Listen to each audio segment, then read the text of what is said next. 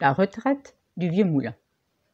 Il y a très longtemps, il y a plus de 2 siècles de cela, j'étais un magnifique moulin flambant neuf. J'avais vraiment fière allure. Je travaillais le matin de très bonne heure pour finir très tard. Mais j'étais très heureux. Grâce à moi, le blé était transformé en farine. Le vent, parfois, nous posait de fâcheux problèmes lorsqu'il faisait ses caprices et refusait de souffler suffisamment pour que mes ailes puissent tourner. Mais il était malgré tout mon ami, car sans lui, je ne pouvais plus rien faire. Autour de moi, aussi loin que l'on pouvait voir, on apercevait des champs et des prairies à perte de vue. Imaginez le nombre de meuniers que j'ai eu comme patron. Impossible de me souvenir de tous, tant j'en ai vu passer. 2 m'ont marqué cependant. Benjamin, en permanence de bonne humeur. Je ne me rappelle plus le refrain qu'il chantait ou sifflotait à longueur de journée, mais il ne l'a jamais changé.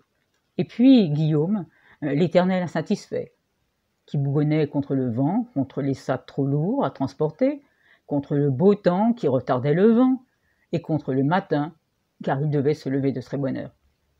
Et les moyens de locomotion, j'en ai vu aussi. Des chevaux, des charrettes. Les toutes premières automobiles qu'il fallait remonter à l'aide d'une manivelle. Eh oui. Et puis les automobiles d'aujourd'hui. Et des défilés de mode. Les femmes du temps de ma naissance, en longue robe, chapeau à plumes, et qui tenaient un éventail. Les dames des villes, bien sûr. Et puis, bien plus tard, celles au corsage élégant et léger, avec une longue jupe près du corps, avec sur leur tête un joli chapeau de paille, de couleur claire, avec des plumes sur le devant. Puis, un jour, plus rien. Tout a cessé. J'étais déjà assez vieux, et je ne voulais pas m'arrêter. Je pouvais être encore actif. Je ne pouvais pas imaginer que mes ailes tourneraient en vain, et que seul le vent viendrait susurrer à mes oreilles. Je n'étais pas prêt. La vie active m'inviterait encore. Mais un matin, la lueur d'espoir que j'avais au fond du cœur s'éteignit complètement. Le meunier ne venait plus. Puis il est revenu, mais avec un promoteur. Il voulait me vendre. Je les ai entendus discuter de prix. D'après le promoteur, je ne valais pas grand-chose. J'étais dégradé par l'usure du temps, vétuste et démodé. Quelle horreur j'étais obligé d'écouter, bien malgré moi, je vous l'assure. En fin de compte, ils s'accordèrent sur un prix dérisoire qui n'était pas à mon goût, car je valais mieux que cela. Quelques mois passèrent sans que je ne voie personne.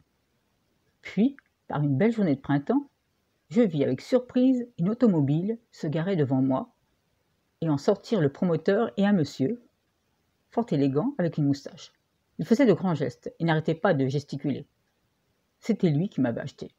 Il me plaisait bien, et il me plut encore davantage lorsqu'il parla de rénovation, de redonner la grandeur au moulin antique, de le remettre en route. Avais-je bien entendu? Je n'en croyais pas mes oreilles. J'allais recommencer à faire tourner mes ailes pour quelque chose, pour quelqu'un. Les travaux commencèrent en été. On débuta par la toiture, puis on me rafraîchit mes peintures. Je me sentais rajeunir. Moi, le vétéran, il me semblait que j'étais moins vieux. Ou certes, je n'ai plus le jeune et remarquable moulin de mes jeunes années, mais j'étais redevenu, ne soyons pas modestes, assez beau. Je n'ai pas à rougir du résultat. Mon patron, car je continuais toujours à appeler comme cela mes propriétaires, avait décidé de me donner un coup d'éclat, afin que je redevienne un lieu à visiter. Lorsqu'il y avait des visiteurs, je reprenais alors mon activité favorite, moudre, ce qui épatait surtout les enfants qui posaient d'innombrables questions et me prenaient en photo.